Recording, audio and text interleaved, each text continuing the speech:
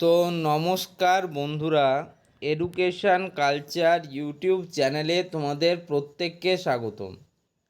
আজকে মূলত যে বিষয়টা নিয়ে কথা বলবো সেটা হচ্ছে বাংলার যুব সমাজের যুবশক্তি ভরসা কার্ড এবং অন্যান্য বিভিন্ন বিজ্ঞপ্তি নিয়ে বাংলার নতুন মুখ্যমন্ত্রী শ্রী শুভেন্দু অধিকারী মহাশয় কি বার্তা দিলেন কালকে, তারই পুরো বিস্তারিত বর্ণনা করা হবে এখানে। তো চলো শুরু করা যাক ভিডিওটি। বাংলার যুব সমাজ ও কর্মসংস্থান নিয়ে মুখ্যমন্ত্রী শ্রী শুভেন্দু অধিকারী মহাশয়ের প্রধান বার্তা ও ভবিষ্যৎ রূপরেখা। আজকের এই প্রতিবেদনটা হচ্ছে বিশেষ প্রশাসনিক ও রাজনৈতিক প্রতিবেদন 2026। পশ্চিমবঙ্গে নতুন রাজনৈতিক পট পরিবর্তনের পর রাজ্যের যুব সমাজের কল্যাণ, কর্মসংস্থান এবং তাদের আর্থিক ও সামাজিক নিরাপত্তা নিশ্চিত করাকে সরকারের প্রধান অগ্রাধিকার হিসেবে ঘোষণা করেছেন মাননীয় মুখ্যমন্ত্রী শুভেন্দু অধিকারী। রাজ্যের বেকারত্ব দূরীকরণ এবং তরুণ প্রজন্মকে স্বনির্ভর করে তুলতে সরকারের পক্ষ থেকে একাধিক যুগান্তকারী পদক্ষেপ ও নীতিগত সিদ্ধান্ত গ্রহণ করা হয়েছে।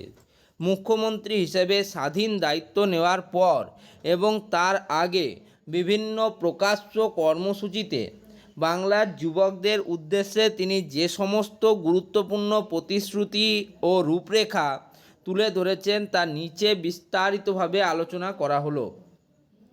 যুবশক্তি ভরসা কার্ড ও আর্থিক নিরাপত্তা নিশ্চিতকরণ।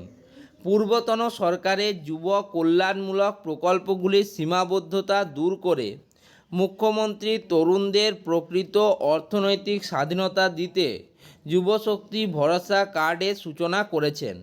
এই প্রকল্পের মূল লক্ষ্য হল ভাতা দ্বিগুণকরণ।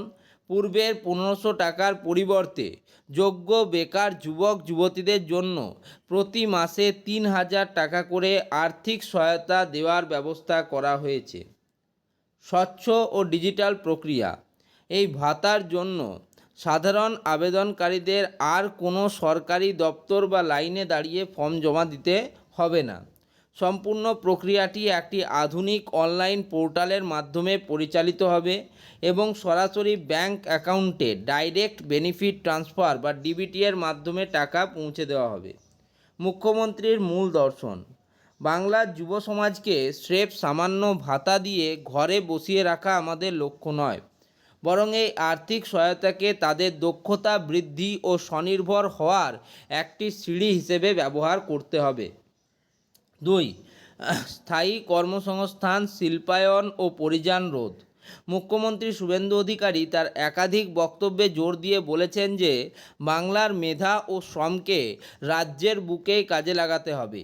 এর জন্য সরকারি গৃহীত পদক্ষেপ বৃহৎ ও মাঝারি শিল্পের বিকাশ, রাজ্যে নতুন শিল্প উৎপাদন ক্ষেত্র বা ম্যানুফ্যাকচারিং সেক্টরস এবং তথ্য প্রযুক্তি বা আইটি হাব তৈরি করা হবে, যাতে রাজ্যের আইটিআই, পলিটেকনিক এবং ইঞ্জিনিয়ারিং পাস করা যুবকদের কাজের সন্ধানে ভিন্ন রাজ্যে পরিযায়ী শ্রমিক হয়ে ছুটে যেতে না হয়।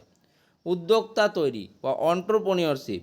তরুণ প্রজন্ম যাতে শুধু চাকরির পেছনে না ছুটে নিজেরাই ছোট বড় স্টার্টআপ বা ব্যবসা করতে পারেন এবং আরও 5 জন যুবকের কর্মসংস্থান করতে পারেন, তার জন্য সহজ শর্তে সরকারি ঋণের ব্যবস্থা করা হবে।